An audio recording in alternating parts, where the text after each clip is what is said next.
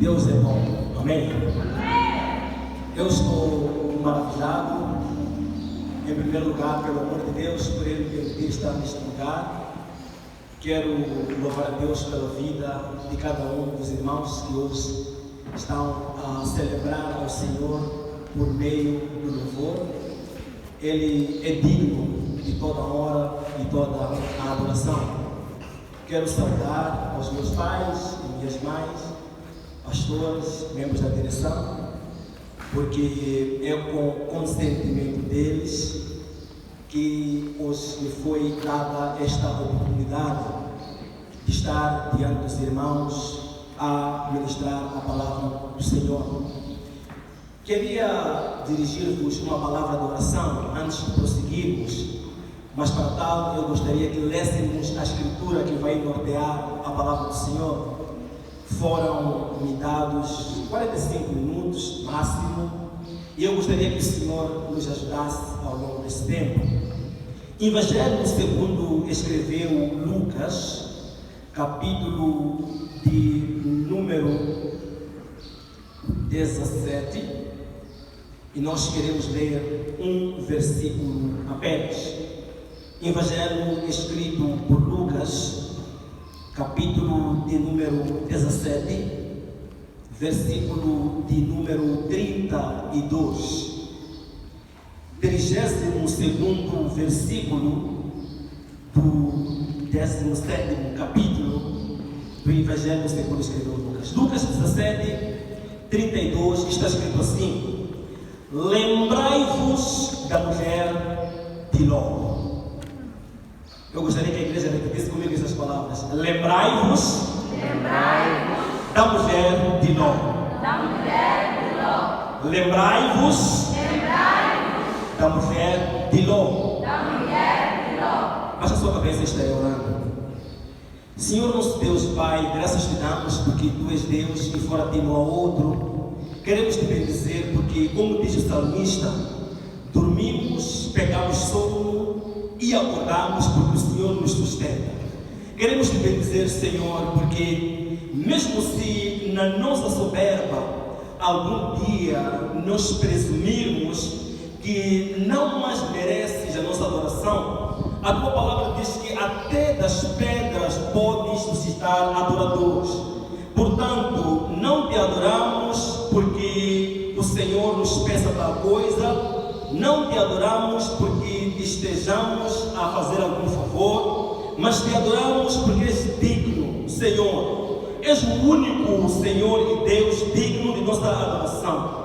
Nos encontramos esta tarde, Pai da Glória, com corações prostrados diante de Ti. Estamos desejosos de que, assim como o louvor enche o nosso coração, também a Tua palavra possa ter lugar, no mais recôndito lugar do nosso coração, porque sabemos que só assim seremos edificados e cresceremos de glória em glória. Nunca tiveste encontro com ninguém e permaneceu da mesma forma, e o encontro que o Senhor tem com o ser humano é por meio da Sua palavra. Está escrito que o Senhor disse: haja e ouve. Então nós também nesta tarde estamos a orar, Senhor, dizendo que haja luz nos nossos corações e pela ministração da Sua palavra, Senhor, haverá. Pai, não queremos ouvir o homem a ministrar, porque nada tem um homem para nos dizer, mas queremos ouvir o Senhor a falar conosco. Fala, Senhor, não aquilo que nós queremos ouvir, mas aquilo que precisamos ouvir, para que o nosso coração seja avivado para a honra e glória do Teu nome. Nós oramos e agradecemos em Jesus. Amém. Amém. Louvado seja Deus. Amados, eu dizia que estou muito feliz por estar aqui. E não uso estas palavras como uma forma de introduzir a minha pregação. Estou feliz de verdade, porque vi que os meus irmãos estão a adorar em espírito e em verdade.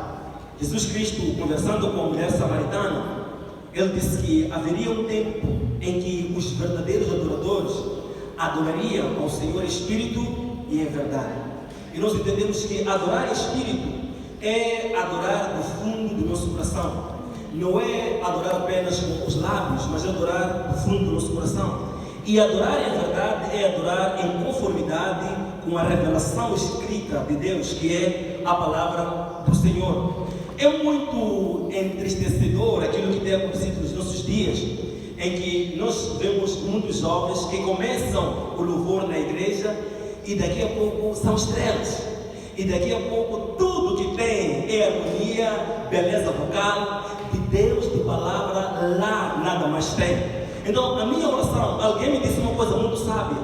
Quando alguém começa a prosperar, essa pessoa deve ser alvo da minha oração. Então, eu também, quando olho para a qualidade, não só vocal, mas também lírica, do louvor dos meus irmãos, sou impelido a colocá-los como agenda da minha oração, para que eles um dia não possam usar aquilo que Deus está fazendo nas vidas deles, como montra para um dia estar a cantar outros coros para outros propósitos. Porque o que tem acontecido é que eu estava a dizer é que as pessoas começam na igreja, começam na luz, e quando daqui a pouco alcançam um nível de qualidade, até mesmo de popularidade, então Deus fica em segundo, terceiro, até mesmo quarto plano. Agora o que mais importa é a minha imagem, é a minha glória, é a minha fama, é o meu nome. Então a minha oração para vós irmãos, é que não vos aconteça tal coisa. Mas nós estamos para falar disso. Estamos apenas a mostrar a nossa alegria, porque o Senhor nos tem agraciado. Nós lemos aqui um versículo proferido pelo nosso Senhor Jesus Cristo. E o contexto das palavras de Jesus é falar do reino de Deus, não aquele que já havia sido estabelecido quando ele se fez carne e veio ao mundo, mas sobretudo do reino vindouro. Ora, Jesus gastou parte do seu ministério. O seu ministério foi muito curto, 3 anos apenas. Ele falava de muitas coisas, mas a tonalidade daquilo que ele falava tinha como foco principal, tinha como o âmago, como a questão de centro, o reino de Deus. Razão pela qual, quando ele começa a pregar, a semelhança de João Batista, ele dizia: arrependei-vos, porque é chegado o reino dos céus. Então ele pregava, ensinava, andava de cidade em cidade, e a preocupação dele era que as pessoas entendessem que com o nascimento dele por meio da Maria já havia sido estabelecido o domínio de Deus na terra, mas esse domínio ainda não havia sido consumado. Algum dia, no futuro, ele virá e vai consumar o seu reino. Porque agora o reino de Deus é o domínio deles sobre o coração de cada um daqueles que aceitaram-no como Senhor e Salvador das suas vidas. Mas ele virá um dia e então com forte mão mostrará o seu juízo. Ora, a Bíblia nos mostra que os justos, aqueles que tenham sido justificados por ele, serão por ele salvos, para com ele viverem eternamente, e aqueles que tiverem se rebelado contra a palavra dele serão julgados e condenados. E Jesus está a falar aqui do reino de Deus, e ele está a mostrar o quão súbito será este reino. No contexto da mensagem, ele diz coisas no mínimo assustadoras. Porque ele diz o quê? Ele diz: 2 estarão juntos no campo, um será tomado e o outro ficará.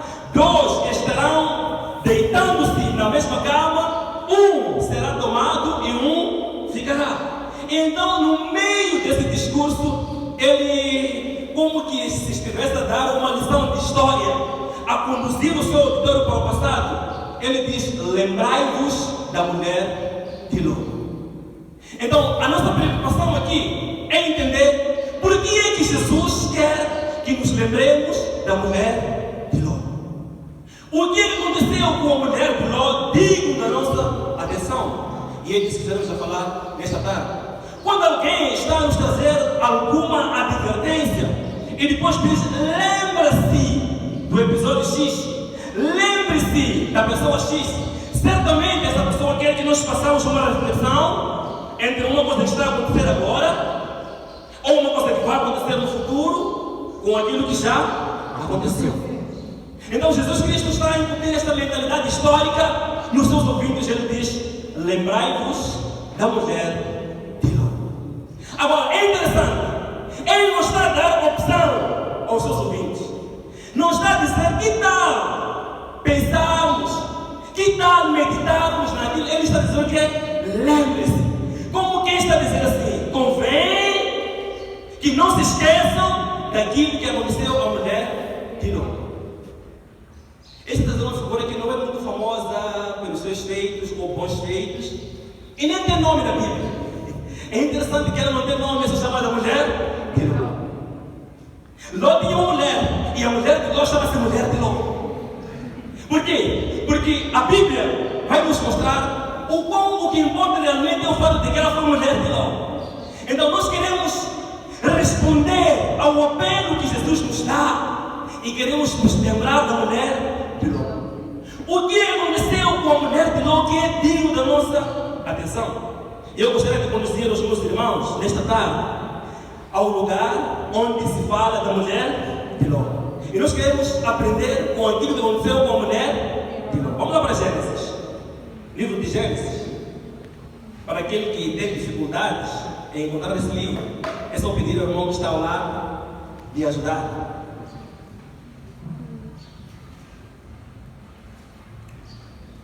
Eu me lembro de alguém contar uma história de um irmão que chegou-se ao pastor e disse: pastor, estou a ler toda a Bíblia. E esse pastor disse: oh, que bom, meu filho. Será que você já leu o livro de Gênesis? E esse irmão disse: não, ainda não cheguei. Ainda não cheguei. Então, é interessante porque o livro de Gênesis eu peguei. Então o irmão ali bem empolgado disse: pastor, estou a ler toda a Bíblia. E o pastor disse: irmão, que bom. Será que você já leu o livro de Gênesis? Não, ainda não cheguei lá. Enfim, a cada crente. Então a Bíblia nos fala da mulher de Ló e de Ló, na verdade, a partir do capítulo 13 de Gênesis. Nós não iremos nos apegar muito a estes capítulos aqui, mas queremos responder ao apelo de Jesus Cristo, porque Ele diz que temos de nos lembrar de uma pessoa, e essa pessoa chama-se mulher de Ló. O que aconteceu com a mulher de Ló? Capítulo 13 de Gênesis.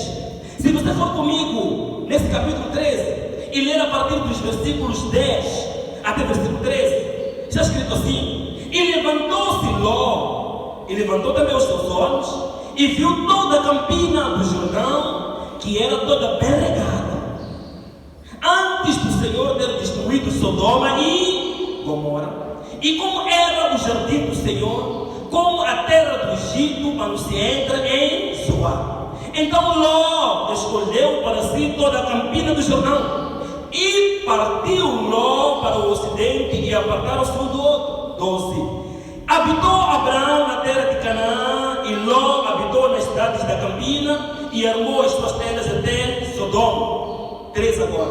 Ora, eram maus os varões de Sodoma, e grandes pecadores contra o Senhor.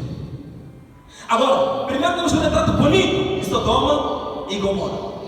Nos é dito que, quando se olha para aquilo que eram essas duas cidades, podemos nos lembrar do jardim do Éden, quando diz comparado ao jardim do Senhor, antes destas cidades serem destruídas. Está a nos mostrar alguma beleza incomparável, está a nos mostrar alguma beleza que está além das nossas palavras, mas em contraste, diz o quê? Ora, eram maus os varões de Sodoma e grandes pecadores contra o Senhor. É interessante que, quando você olha para este contraste, e a Bíblia sempre faz esse contraste, tenta estabelecer alguma coisa que pode aparentar ser boa, mas que no fundo é muito perigosa. Porque ele está a dizer aqui: Abraão e seu sobrinho Ló trabalham, prosperam, e daqui a pouco os servos de Abraão começam a lutar com os servos de Ló. Então Abraão diz assim: meu filho, meu sobrinho, não é bom que nós os dois tenhamos contenda por causa das nossas riquezas. Olha, vamos escolher dois lugares aqui. Se tu escolheres direita, eu vou escolher a esquerda. E a Bíblia diz que Ló olhou para as campinas de Sodoma e Gomorra e disse: eu vou para lá. Porque de fato as campinas de Sodoma Sodoma e Gomorra eram férteis, eram terras cobiçáveis, eram terras, vamos dizer assim, formosas, eram terras atraentes. Mas a Bíblia diz que, em contraste a isso, os homens de Sodoma e Gomorra eram maus. Mas não eram só maus, eram grandes pecadores. E acrescenta, grandes pecadores contra o Senhor. Se calhar eles não parecem ser pecadores aos olhos deles, se calhar eles não parecem grandes pecadores aos olhos daqueles que os rodeavam, mas a Bíblia diz que eles eram grandes pecadores diante do Senhor. Olha, você pode ser bonito, você pode ser santo, você pode ser bom externamente, mas só Deus conhece o seu coração. Pode ser que aparentemente aqui na igreja você seja um anjo e ninguém conhece a tua verdadeira identidade, mas Deus que vê os corações conhece quem você verdadeiramente é. É por isso que aquilo que te define não é aquilo que você mostra em público, é aquilo que você é em quatro paredes. Aquilo que te define não é aquilo que você mostra, o teu aparato, o teu nível, a tua maneira, o teu politeness, o ser calmo, o ser sofisticado. Não, o que te define é aquilo que você é no esconderijo do seu coração. Então, as cidades de Sodoma e Gomorra eram formosas por fora, mas a Bíblia nos diz que os seus habitantes eram grandes pecadores, não diante dos homens, mas eram grandes pecadores diante do Senhor. E enquanto eu falo isso, eu me lembro de outro homem de nome Naamã. A Bíblia diz que Naamã, o filho, era um homem muito forte, e por meio dele o Senhor tinha dado livramento aos sírios. Ele era comandante de guerra. A Bíblia diz que ele era confiado do rei da Síria, mas a Bíblia diz, porém, leproso. Então, quando você lê a palavra do Senhor e encontra uma partícula contrastiva, tenha muito cuidado. E a Bíblia diz que este homem, Naamã, era grandioso diante dos homens. Quando eles olhavam para ele, eles viam um grande homem, uma grande figura. Mas a Bíblia diz, porém, ele era leproso. E ninguém sabia lá na Síria que ele era leproso. Todo mundo, enquanto ele andava, estava vendo o general de guerra, o homem do livramento, o herói da Síria, porém, ele era leproso. Então, assim eram as cidades de Sodoma e Gomorra. Mas essa história não é, só abrir um parênteses aqui. Quando você vai adiante, no capítulo 18, ainda estamos falando da descrição de Sodoma e Gomorra, capítulo 18, agora no versículo 20, pode acompanhar comigo que estou aqui a relatar. Gênesis 18, versículo 20. A Bíblia diz, porquanto o clamor de Sodoma e Gomorra se tem multiplicado e porquanto o seu pecado se tem agravado muito. Então, ainda se vai trazer a descrição de Sodoma e Gomorra. Eram cidades férteis, porém, seus habitantes eram grandes pecadores contra o Senhor. Não só isso, a Bíblia nos mostra que essas duas cidades tinham pecado de tal forma que o seu pecado tinha engrossado até o Senhor. Então, é uma figura de estilo para nos mostrar que a multidão dos pecados deles eram tão altos que até tinham chegado aos céus. Então o Senhor olhou para a terra e viu estas duas cidades, formosas, como eu dizia, diante dos homens, mas perversas diante de Deus. Mas a história não termina aí. Quando Deus desvenda o plano de libertar os que eram fiéis a Ele e determina julgar aqueles que eram perversos, Ele comunica a Abraão. Ele diz, eu vou destruir as cidades de Sodoma e Gomorra. Então Abraão se lembra de que lá em Sodoma e Gomorra mora o seu sobrinho. Então ele começa a interceder diante do Senhor. Senhor, por favor, eu te peço, poupe alguns lá em Sodoma. E o Senhor pergunta, quantos, Abraão? Eu quando li isso aqui comecei a rir, porque Abraão começa ainda neste capítulo 18, no versículo 24, ele diz, Senhor, se houver 50 homens justos em Sodoma e Gomorra, será que vai destruir a terra? O Senhor disse, não se preocupe, Abraão, se em Sodoma e Gomorra houver 50 homens justos, eu não vou destruir a terra. Abraão disse, mas 50 ainda é um número muito grande. E ele continua, quando você vai adiante, é uma história engraçada. No versículo de número 28, Abraão reduz o número, diz, se houver 45, o Senhor diz, não se preocupe, não vou destruir a cidade se houver 45 justos. E Abraão diz, ok, vamos lá, Senhor, se houver 30, e o Senhor Senhor disse: não vou destruir por amor dos 30. Abraão diz: se houver 20, não vou destruir por amor dos 20. Agora no versículo 32, se houver 10, não vou destruir por amor dos 10. Isto, na verdade, parece um drama, mas era uma figura para nos mostrar o quão perversa era a cidade de Sodoma e Gomorra. Não havia nem 50, nem 45, nem 30, nem 20, 10 homens justos naquela cidade.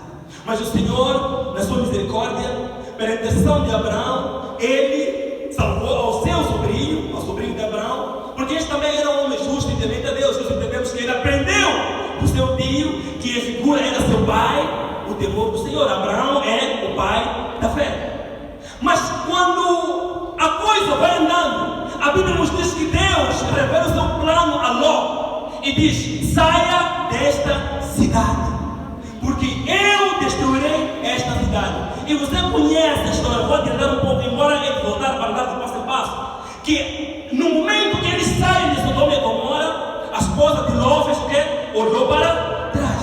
Significa que ela queria continuar lá em Sodoma e Gomorra. Então, o primeiro ponto que eu gostaria de trazer para os irmãos aqui é que o Senhor Jesus Cristo nos faz lembrarmos da mulher de Ló. E a primeira razão é esta: é que a mulher de Ló amou Sodoma e Gomorra apesar da sua perversidade. Então, a primeira coisa que nós vamos aprender aqui é que a cegueira espiritual é tão profunda que pode nos fazer ver luxo no lixo. E há uma confusão, eu gosto de trocadilho de palavras. A coisa é lixo, mas nós podemos tirar o i, colocar outra vogal, o, em vez de lixo, ficar luxo. Então é isso que a cegueira espiritual nos faz. É nos mergulharmos no pecado e nós temos prazer no pecado. Então a Bíblia nos mostra que a mulher de Ló amou tanto Sodoma e Gomorra que apesar da sua perversidade ela amava aquela cidade. Então as pessoas não é que não saibam que aquilo que estão a fazer é errado, é pecado. Às vezes é porque no lugar de Deus amam o seu pecado. Entendam uma coisa interessante: os europeus têm animais de estimação.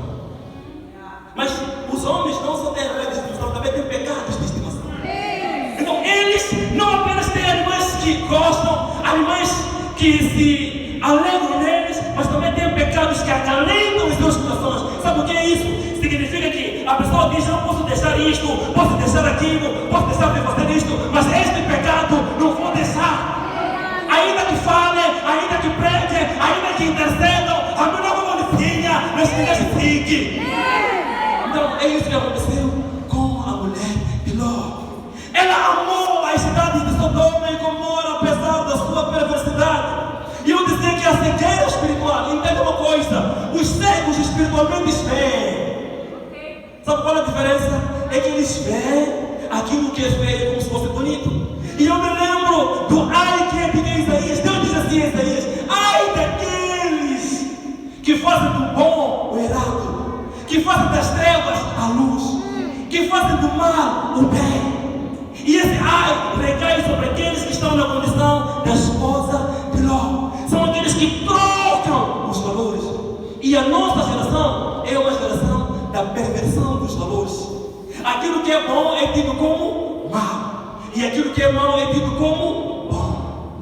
Então quando você aparece hoje a advogar que você é casado como eu, que sou casado com uma mulher, né? Porque algumas pessoas, hoje é importante dizer isso, que eu sou casado, não casado, mas casado com uma mulher. Já sabem por que eu digo isso?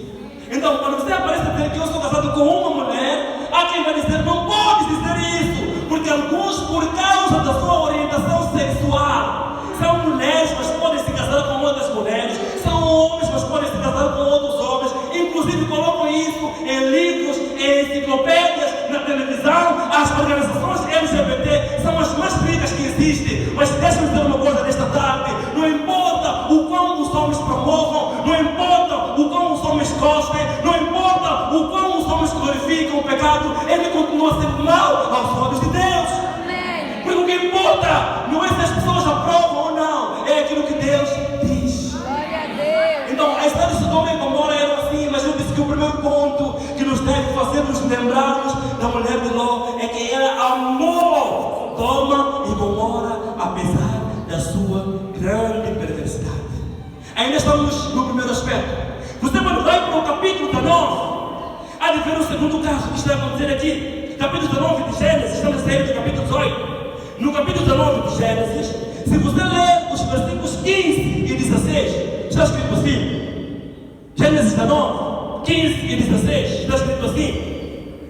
E ao amanhecer, os anjos apertaram com Ló, dizendo: levanta-te, toma a tua mulher e as tuas filhas que estão aqui, para que não pereças nem injustiça desta cidade. Ele, porém, demorava-se.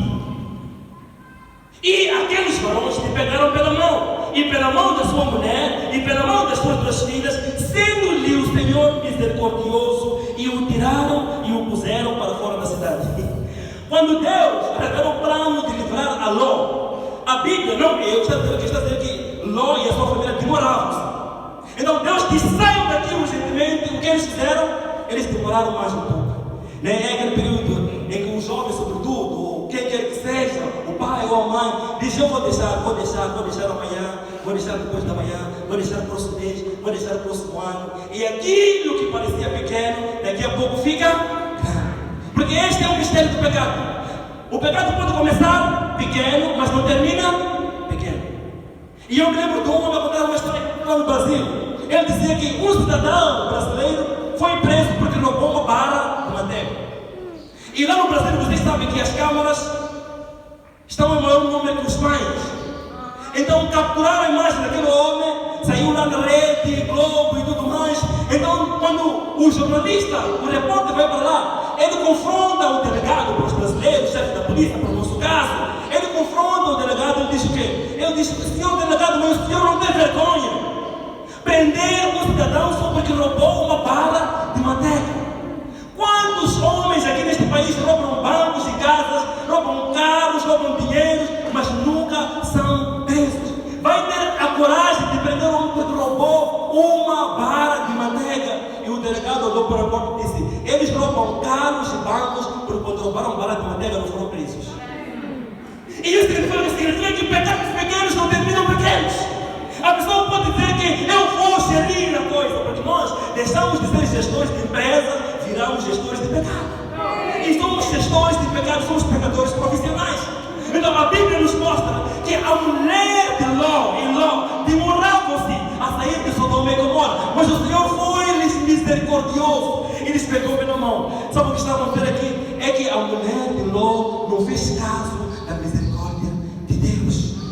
Então, para além de ela ter amado Sodoma e Gomorra, apesar da sua perversidade, ela se fez indiferente à misericórdia de Deus. Escuta, todos os dias que você está aqui a ouvir a palavra do Senhor, os servos do Senhor a pregar, os conselheiros a exortar, você está dentro do ano aceitável de Deus.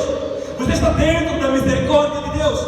Disse o profeta: buscai ao Senhor enquanto se pode achar, porque dias haverá em que haverá fome e sede. Não fome de comida, não sede de bebida, mas fome e sede de ouvir a palavra de Deus. Então, quando você ouve a palavra de Deus sendo pregada, o Senhor vai ser misericordioso contigo. Então, da mesma forma como se disse para a mulher de Ló: não se demore, não faça-se indiferente à misericórdia de Deus, não se faça ignorante à misericórdia de Deus. Aquilo que Deus tem falado consigo, você sabe muito bem. O que ele deve fazer é fazer caso da misericórdia de Deus. Ele diz que eu repreendo e bato aquele que eu amo. Seja zeloso, pois, e arrependa-te. Aquele que acha que é gestor de pecado, um dia vai se surpreender, porque vai ser PCA buscado.